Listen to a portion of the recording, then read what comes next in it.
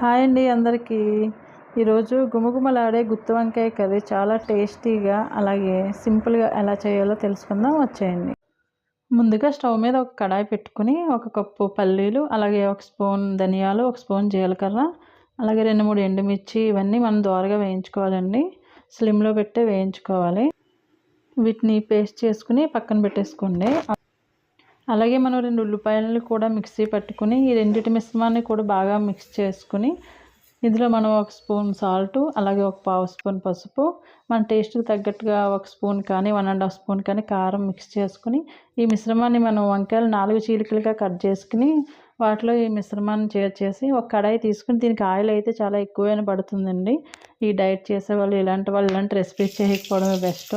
కానీ ఆయిల్తోనే దీనికి టేస్ట్ వస్తుంది. సో ఏంటంటే ఆయిల్ తోటి మనం ఈ వంకాయలన్నిటిని మగ్గనివ్వాలండి. బాగా మగ్గితేనే మనకి టేస్ట్ వస్తుంది.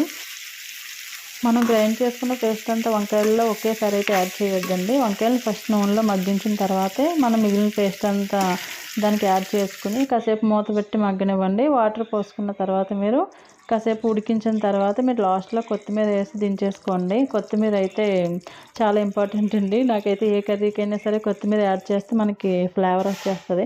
సో గుమగుమలాడే గుత్తి వంకాయ కర్రీ రెడీ అయిపోయిందండి. చూడండి ఎంత బాగా